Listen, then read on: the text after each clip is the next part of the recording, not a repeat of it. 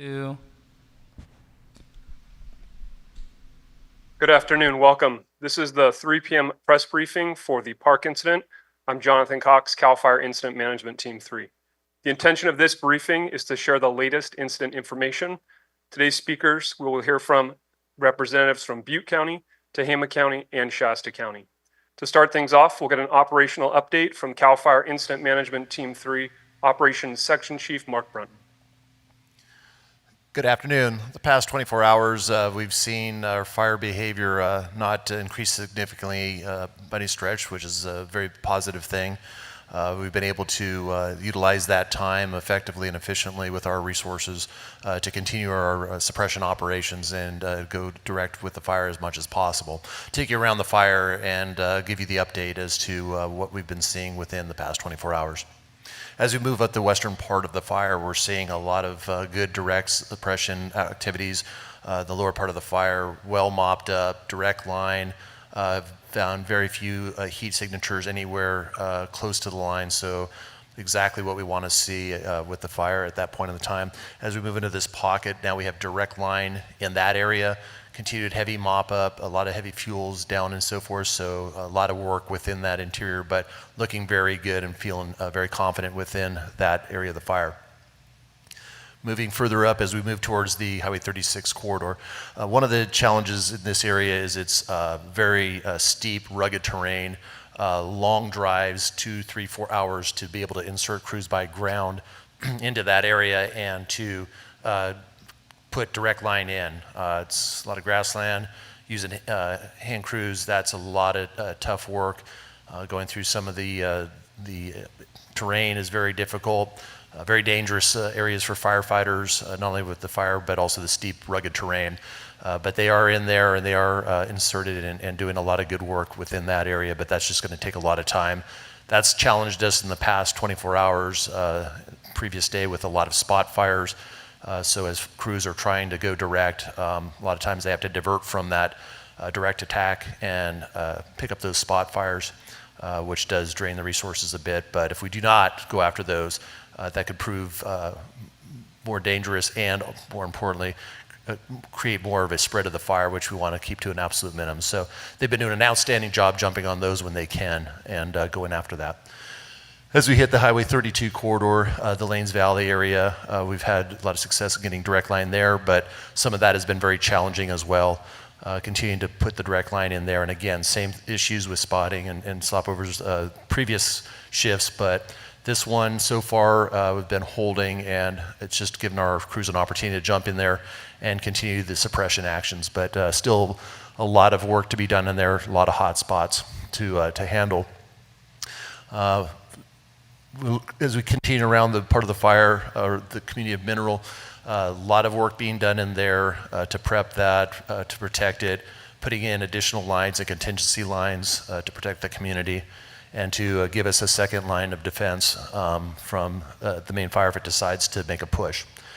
As we move down the Highway 32 corridor, this area in particular, big challenge, hard terrain to fight fire in and work in, steep, heavy fuels, a lot of just big challenges for our crews within that to fight fire, and just a lot of work to be done in there. So we're using this time to get crews in, go as direct as we can, look at different alternatives to put lines in and contingencies, but it's just really tough terrain to fight fire in. One of our big challenges is the Mill Creek drainage. Fire is established in there. One of the challenges that we have within this area is due to the weather conditions, the smoke is really layered in there. That makes it difficult for our ground crews to be able to see and look into the drainage, know where the fire is at. So for firefighter safety and for effectiveness, they just can't dive into this very steep, rugged drainage without knowing where the fire is, what it's doing, and where they can put their control lines in effectively. So that is something that we're constantly evaluating. What we do know as far as what the fire is doing is through thermal imaging and some of the technology to know where the heat signature images are, and there is establishment of fire in there, and it is pretty significant with heat signatures. So we are cognizant of that. In the meantime, looking at contingency plans and putting in contingency line along parallel to that drainage to give us a foothold and to give something to block the fire if it were to come out, so it doesn't come down the other side behind us. So that's constantly being evaluated and worked, and once the air clears and we can look into that drainage, develop a better plan, and then more importantly, use our aircraft to help suppress the fire. Because of the smoke layer being in there, it's not effective nor efficient nor safe, most importantly, for us to fly the aircraft to do any sort of suppression operations. Continuing down towards Butte Meadows, there's still a very large slop from about 2 days ago that we're continuing to work. Again, that was heavy fuels in there, a lot of heat within that, so the crews are they're hitting that hard, make sure that nothing comes out of there when weather conditions do lift.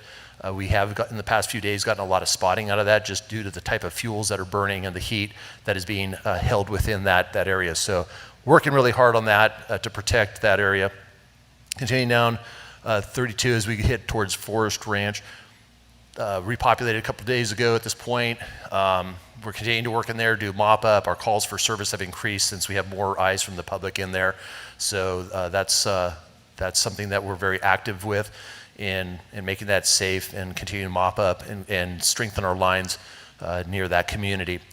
This island down here is the community of Cohasset. A lot of work being done in there to make that safe, not only from the fire standpoint, but the utility companies in there working to restore power and various other functions, so that when that time to become repopulated, then it will be a much safer environment for those members returning to that community, so that they come back to some sense of normalcy the best it can. As we go down further on 32 and down towards the heel of the fire, that's looking really good. A lot of good mop-up, depth of mop-up in that area. And so that is another part of our fire that we're feeling more comfortable with as days goes on. With this, we do a lot of contingency, so we have lines to back up to if the fire were to get up and run again.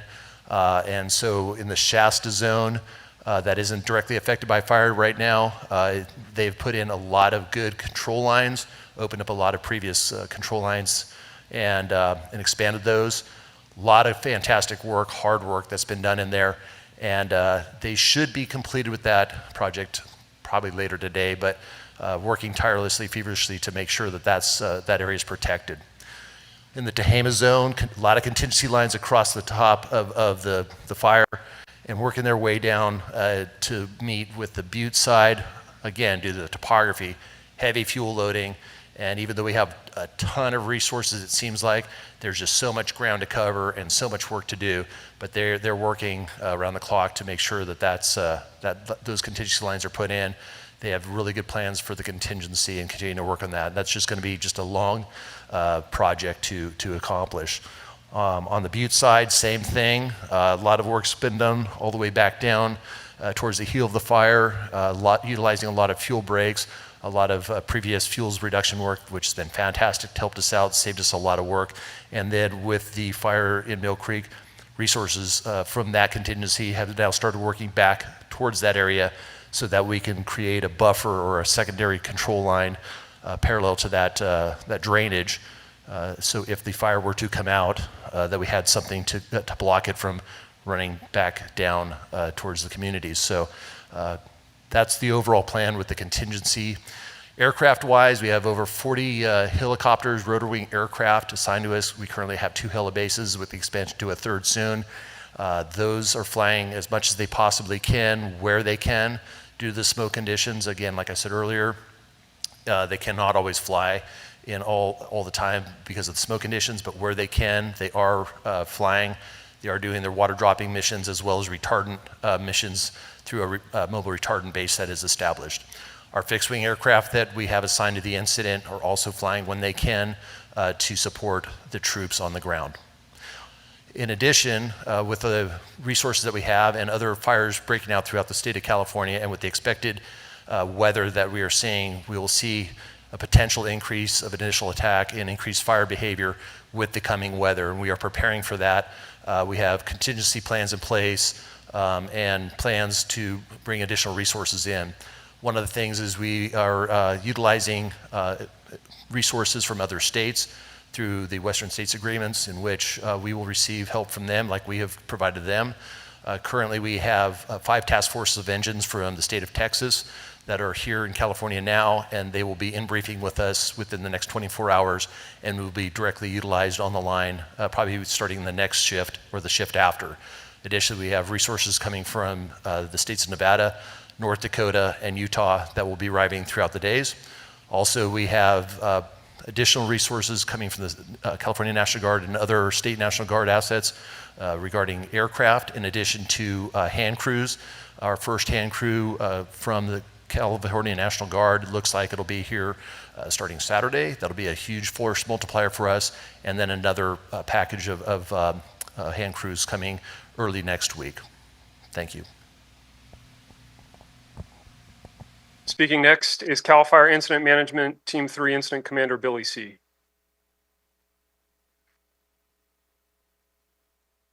Good afternoon. The park incident sits right at 390,000 acres. That's a 5,000 acre growth in the last 24 hours. The majority of that growth happened up in the northeast corner of Tehama County. Currently, the footprint of the park incident, 53,000 acres are within Butte County, and 337,000 acres are within Tehama County. It's 18% contained. You heard the operations section chief talk about the weather patterns. We were able to gain 4% containment on the incident yesterday. This incident has 270 miles of open fire line. Yesterday, gaining the 18% total containment, we were able to close over 50 miles of fire line. We still have a lot of work to do ahead of us.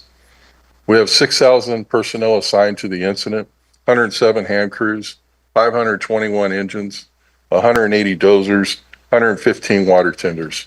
You heard the numerous aircraft being utilized, including 41 helicopters, 3 of which are night flying operations to assist the firefighters at night to gain an additional foothold around the perimeter. We've initiated the damage inspection process. We announced that yesterday, and we've been given stats daily. Currently in Butte County, in that 53,000 acre footprint, we're 65% complete. We've done 892 inspections, 258 destroyed structures, 154 of which are single family dwellings, 32 damaged structures.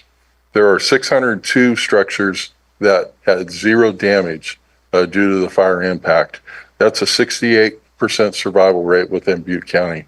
In Tehama County, it's 85% complete on the damage inspection process, including 317 sites inspected, 103 destroyed structures, 55 of which are single family dwellings, 4 damaged structures, 210 structures without any damage. That equates out to a 66% survival rate within Tehama County. Obviously, this area has been impacted over the last decade by several large and damaging fires. We have a large footprint within Tehama County, 337,000 acres. That's a lot of land that's been touched here in the northeast portion of the county.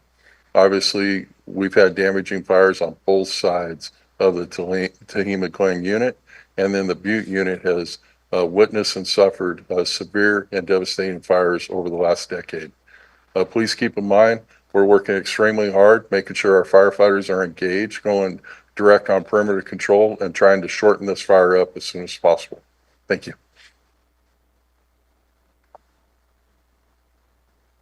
Speaking next, CAL FIRE Butte Unit and Butte County Fire Department Unit and Fire Chief Garrett Scholin. Hi, good afternoon, everyone. Around 6,000 personnel assigned to this unit or this fire now, and I can't express enough the gratitude for everyone to come and help us here in Butte and Tehama counties to fight this fire. No single county can handle this on their own, and now we're seeing resources come from out of state, so we appreciate all of that assistance. As we continue to work through this fire, there's parts of the fire that can begin to be repopulated, and that's happening now in Butte County. Sheriff Corey Honey, his staff, and in conjunction with the incident management team, we'll be providing you some more information in just a moment. But I want to touch on a couple factors as we repopulate those areas in Butte County in the past few days and in the coming days. Very important to note that there are hot spots that are potentially still around your residence. We do our best effort to mop up entirely around those structures that are still standing, as well as those that may have been lost. We also do our best to mop up roughly 200 feet in on the perimeter of the fire. However, there are times where we miss deep-seated stump holes or snag trees that may have fire in them. So be cautious, be cognizant when you repopulate your areas. Look for assistance if you find those situations, and please don't wander off deep into the fire burn scar for the next few days as you get back into those areas. The second thing I'd like to talk about is Butte County, as we repopulate, has a number of roads that are very narrow. And while you're repopulating and going back into those communities, we're also still traveling with our fire equipment or the equipment that's coming in to replace power poles or other infrastructure. So please, to the citizens that may not live in those areas, do your best to not travel in those roads because it just congests them and it causes delays in us doing our job in the fire zone. So thank you. Speaking next is the Butte County Sheriff.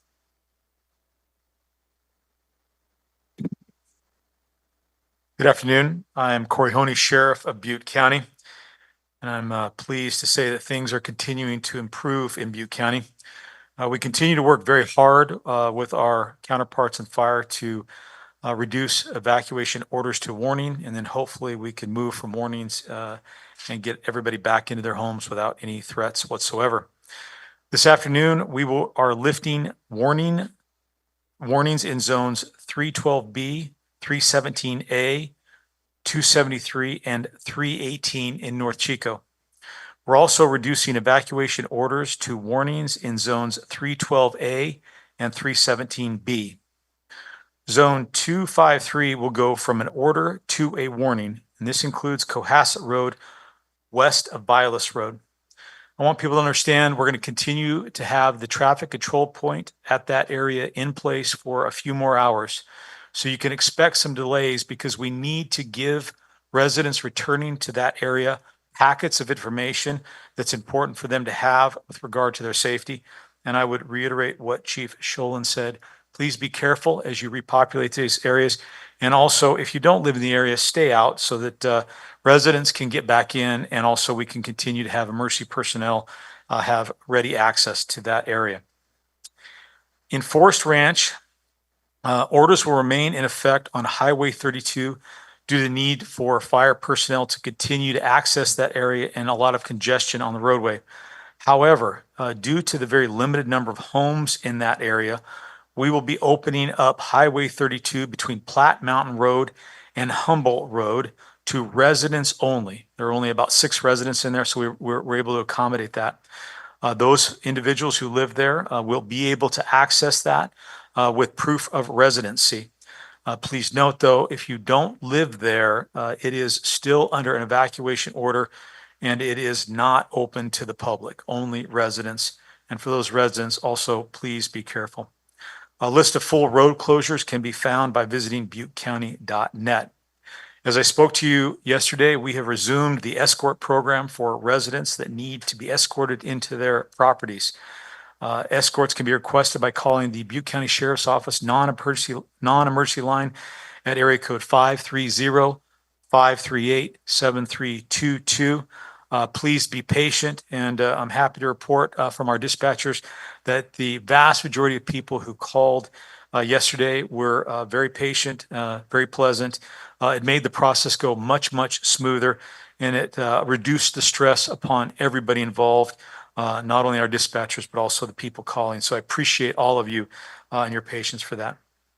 On another note, we have received a report of looting, one case of looting in Cohasset in which a generator and a Jeep were taken. The Jeep has been recovered, and I have a detectives assigned to actively follow up on that case to locate the generator and also identify the individuals involved. We're going to be working very diligently to try to identify the individuals responsible for that and get them into custody. If you have information that could help us, I would ask that you contact the Butte County Sheriff's Office. Ask to speak to Detective Tiffany Astrolago, and the phone number to call is area code 530-538-7321. Folks, we take that very seriously, and I will put investigative resources on those kinds of cases to bring those people to justice. Thank you. Speaking next is the Tehama County Sheriff.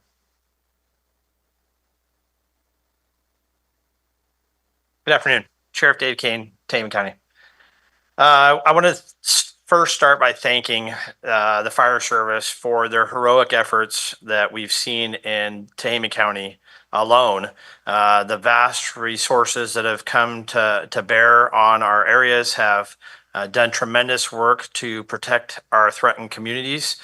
They're small communities, but those communities are very important to us and the way of life that we have here in Tehama County in our rural areas. I want to continue by saying what Sheriff Honey talked about. Our feeding, watering, and animal transportation program is still going in Tehama County. It's been a good success. We're escorting people in and out with a very brief time frame for them to get in. You can contact our administrative office number 530-529-7940 extension 1 to schedule an appointment to get in and out for those items. Last night, we did have a little incident. We had a contractor that is working the fire in an area that they weren't supposed to be. We admonished them. We've notified CAL FIRE, and they're going to work on making sure to deal with that situation. During the course of this, I think all the counties, Butte, Tehama, and Shasta, have given plenty of warnings and identified what's going to happen if you're behind fire lines. And so we are taking a no-nonsense stance on this. In Tehama, no matter why you're behind the fire lines, even if it's trying to be a good Samaritan, you will be arrested in Tehama County and taken outside the fire lines. Tonight, I'll be attending a town hall meeting in Chester at the Chester Fire Station at 6 o'clock. If there's any residents of Mineral and or Mill Creek that would like to attend and have any personal questions for me at that time. Also, I want you to know that the Tehama County Sheriff's Office, Office of Emergency Services, had a meeting yesterday with regards to recovery process with all of our departments within the county for approved preparations as we get ready for repopulation at some point here in the future. Additionally, we did also, good news, we finally reduced the warning sites for zones 882D as in David and 854B as in boy. Those are both in the Vina area between the Vina proper and the fire scar. I've been told to make sure that the public is aware in that area that this will now butt up to the evacuation zone. So please stay out of that area and just access your private residences. Thank you. Speaking next, Shasta County Sheriff. Good afternoon. Under Sheriff Randall, Shasta County Sheriff's Office.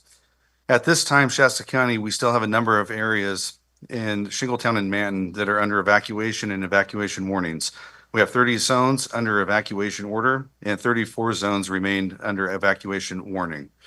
As we speak, Sheriff Michael Johnson is in a special meeting of the Shasta County Board of Supervisors. The sheriff has declared a local state of emergency to ensure that allied agencies are mobilized to assist Shasta County if necessary.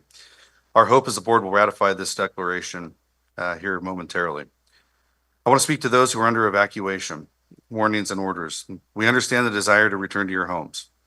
We are in communication, constant communication with our fire officials to determine when that can happen as soon as possible, but it must be done with safety in mind. As relayed by fire officials, there's still potential for increased fire activity. Rest assured, our goal is to have our residents back in their homes as quickly and as safely as possible. We appreciate your cooperation and patience. Thank you very much. As a final reminder, all the latest fire information, including fire perimeters, links, social media accounts, can all be found online at fire.ca.gov. This concludes today's press briefing. Thanks for joining.